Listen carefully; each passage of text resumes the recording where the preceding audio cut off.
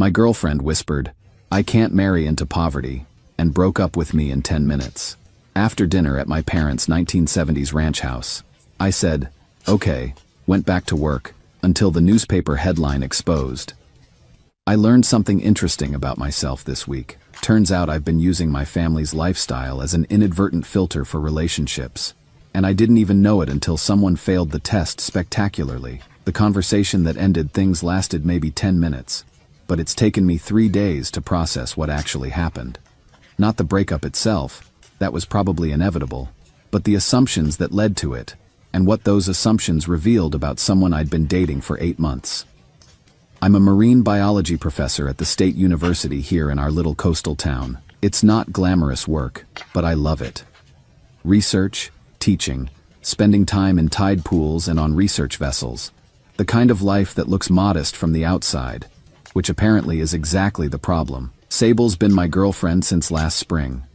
She works in pharmaceutical sales, drives a leased BMW, lives in one of those new downtown condos with the floor-to-ceiling windows.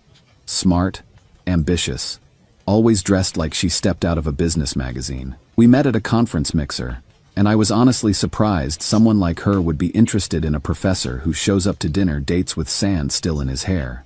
Last weekend was the first time I'd brought her home to meet my parents. Not because I was hiding anything, but because my folks live about an hour up the coast in the same house I grew up in, and our schedules hadn't aligned until now. The drive up was fine. Sable seemed excited, asking questions about my childhood, making jokes about meeting the people who made me who I am. Normal relationship milestone stuff. Then we pulled into my parents' driveway. Their house is a 1970s ranch style. 3 bedrooms, maybe 1,500 square feet, brown shag carpet in places, wood paneling in the living room, furniture that's been reupholstered twice because my mother doesn't believe in throwing away something that still works. My dad's truck in the driveway is older than I am, but he maintains it like a classic car because that's who he is. If something works, you take care of it. I watched Sable's face as we walked to the front door, and something shifted. She got quiet, started looking around like she was cataloging everything she saw. Dinner was my mom's famous tuna casserole, served on the same dishes they've had since their wedding. My dad told stories about his work days. My mom asked Sable about her job. Normal family conversation, but I could feel the tension coming off Sable in waves. About halfway through dinner, she asked my dad what his career plans were. He's 64. He's been retired for 3 years. But she said it like she genuinely thought he was unemployed and looking for work. When my mom mentioned shopping at the thrift store for my cousin's baby shower gift, Sable actually winced. Not subtly, the drive back was quiet. Really quiet. I figured she was processing meeting my family, maybe feeling overwhelmed. I get it. First time meeting parents can be intense. The next morning, she called. "Graham, I need to be honest with you about something," she said, her voice careful and measured. "I really like you, but I can't marry into poverty. I need financial security in my future, and I don't think your family situation is compatible with the life I want to build." Marry into poverty. That's how she saw my parents' life. "I understand," I told her. "I hope you find what you're looking for." She seemed surprised that I didn't argue or try to convince her otherwise. But honestly, what was I going to say? That my parents' values weren't good enough for her? That their modest lifestyle was somehow a reflection of my character? Here's what she didn't know, and what I didn't think to mention because it never seemed relevant. My parents recently decided to finally do something significant with their savings. After 35 years of living below their means and investing quietly, they're ready to make some moves that'll probably surprise a lot of people. The thing that's been bothering me isn't the breakup. It's realizing that in 8 months together, Sable never actually asked about my family's values, their history, or who they are as people. She saw furniture and made assumptions about character. Maybe that's on me for not explaining our family's philosophy about money and lifestyle. Or maybe it's exactly the kind of filter I needed without knowing it. Either way, I'm spending this weekend in tide pools with my research team, doing work that actually matters to me, with people who understand that substance isn't always visible from the surface. Edit. Reading these responses is validating. Yeah, a lot of you are pointing out that her reaction says more about her priorities than my family's worth. That's becoming clearer the more I think about it. Edit 2. For those asking about my parents' actual situation, let's just say appearances can be deceiving. They've always believed in living modestly regardless of what they could afford. Some people call it old-fashioned, but I call it having your priorities straight. Edit 3. Finn, my colleague, just texted after seeing this somehow. Dude, did she not know about your parents' thing? I guess everyone in my department knows something Sable never bothered to ask about. Update 1. Well, this got interesting faster than I expected. Sometimes small-town life has its advantages, especially when it comes to setting the record straight. Thursday morning, I was in my office preparing for my 9 a.m. marine ecology class when Finn knocked on my door with a copy of the local newspaper. "You might want to see this," he said, grinning like he knew something I didn't. Front page of the lifestyle section. Local couple makes anonymous $50 million donation to new marine research facility. The article described how Robert and Margaret Lott, my parents, had quietly donated enough money to fund an entire research center focused on coastal ecosystem preservation. The facility's going to be called the Graham Lott Marine Research Center. Apparently, they'd been planning this for months, working with the University Foundation to structure the donation properly. The something they wanted to do with their savings turned out to be funding the kind of research facility I've been dreaming about my entire career. The article mentioned that Robert had built and sold a regional waste management company for substantially more than anticipated market value, and that both he and Margaret had been longtime supporters of environmental education who preferred to give back quietly. $50 million. From the people Sable thought were living in poverty. By lunch, my phone was buzzing with texts from colleagues, friends, even former students who'd seen the story. The university president called to congratulate me personally. The dean mentioned they'd be fast-tracking my tenure review. But the strangest call came around 3 p.m. from a number I didn't recognize. I let it go to voicemail. Then it called again. And again. Finally, I answered. "Graham? This is Sable. I saw the newspaper article." The tone of her voice was completely different from our last conversation. Nervous. Almost breathless. "I think there might have been some kind of misunderstanding about your family's situation," she continued. "I feel terrible about how things ended between us. Could we maybe talk?" I told her I'd think about it and hung up. Finn, who'd witnessed this entire phone call, just shook his head. "Some people, man, they only see value when it's printed in the newspaper. The thing that's bothering me isn't that she called. It's that she called the day the article ran. Not any of the 7 days since our conversation when she could have just missed me or realized she'd made a mistake about my family's character. My parents raised me to understand that real wealth whispers while fake wealth shouts." Sable heard whispering and assumed it was silence. Now that it's shouting from the front page, suddenly there was a misunderstanding. I'm starting to think the misunderstanding was mine, thinking that 8 months was enough time for someone to actually get to know who I am and where I come from. Edit. For those asking if I'm going to call her back, I honestly don't know. Part of me is curious what she thinks misunderstanding means in this context. Edit 2. My mom called this morning laughing. Apparently 3 different people at the grocery store asked if I was available because their daughters, granddaughters, nieces would love to meet a nice boy from such a good family. Small-town dynamics are hilarious. Edit 3. The university is already getting calls from researchers who want to apply for positions at the new facility. Looks like my parents' gift is going to change more than just my career prospects.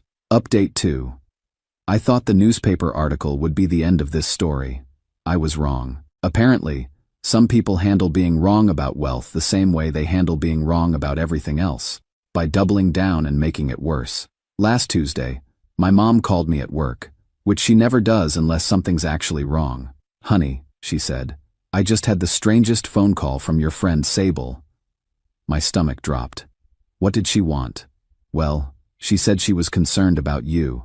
Said you'd been acting strangely since your breakup and she wanted to make sure you were handling everything okay emotionally. Concerned about me, right. But then, my mom continued, she started asking very specific questions about our family business opportunities and whether we were looking for partners for future investments. I asked my mom to tell me exactly what Sable had said.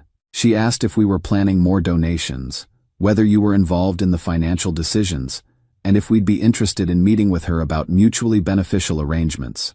She kept calling me Mrs. Lott like we were in a business meeting. My mother, who taught elementary school for 30 years and can spot manipulation from across a playground, had recorded the entire conversation. "I've learned to document things when people say one thing but mean another," she explained.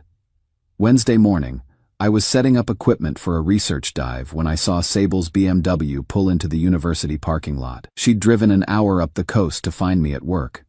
She walked into the Marine Science Building like she belonged there, wearing a business suit and carrying a leather portfolio. Several of my students stopped what they were doing to stare. "Graham," she said when she found me in the equipment room, "I'm so glad I caught you. We really need to talk." Finn was organizing dive gear nearby, close enough to hear everything.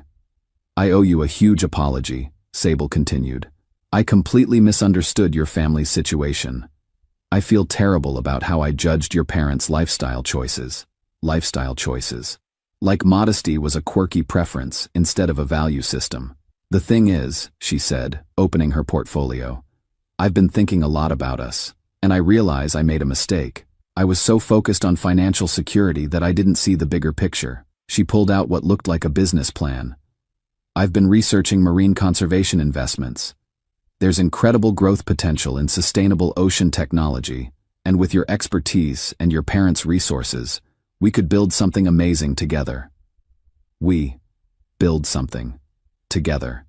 That's when I pulled out my phone and played my mother's recording. Sable's voice came through clearly. "Mrs.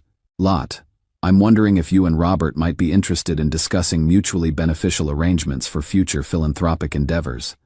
I have extensive experience in strategic partnerships." The color drained from Sable's face as her own voice filled the equipment room. "You called my mother pretending to be concerned about my emotional state," I said, and then pitched her on business opportunities. Finn stopped pretending to organize gear and just stared. "That's not... I was concerned," Sable stammered. "But I also thought, look, we're both practical people. Your family has resources, I have business experience, and you have access to research opportunities.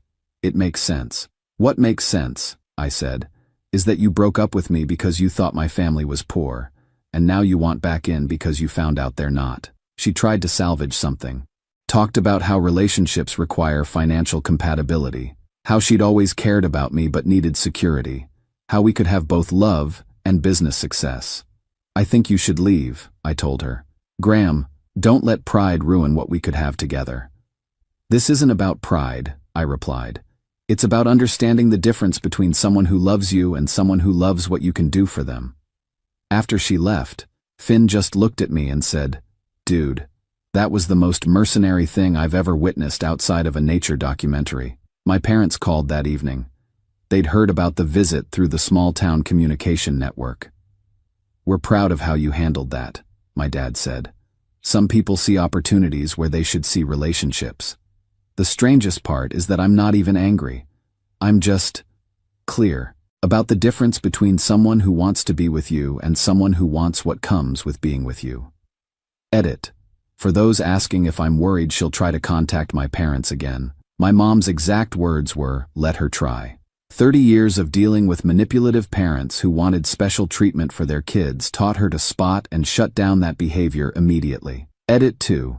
The business plan she showed me was actually pretty detailed. She'd clearly spent time researching marine conservation funding. I almost respect the effort if it wasn't completely designed to benefit her. Final update.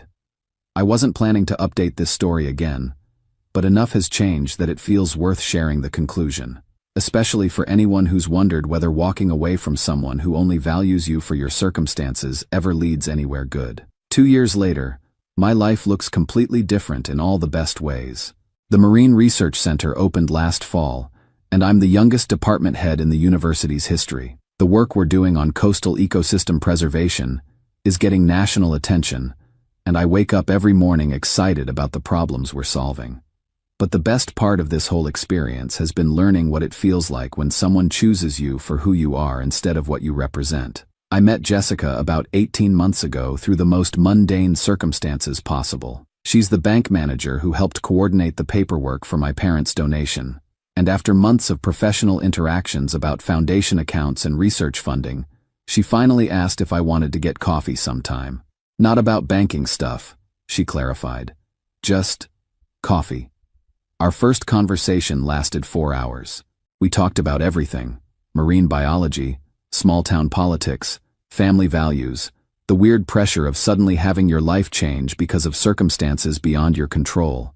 She'd grown up in a similar situation, where her family had more resources than their lifestyle suggested, and she understood both the blessing and the burden of that kind of privilege. What struck me most was how she talked about my work. Not as a means to access my family's money, not as an impressive credential to drop at parties, but as something I was genuinely passionate about that happened to align with making the world better. Last month, I proposed. Nothing fancy, just the two of us on the beach near my parents' house, watching the sunset over tide pools I've been studying since I was a kid. Her response was perfect. Yes, but can we have the wedding reception at your parents' house? Your mom's casserole is legendary. We're planning a small ceremony this fall. Jessica insists she wants my mother to cook. Wants the same modest celebration that reflects our actual values instead of some performance for people who judge worth by venue costs. The contrast with Sable couldn't be starker. Jessica met my parents the same way Sable did. Dinner at the ranch house, same furniture, same unpretentious warmth.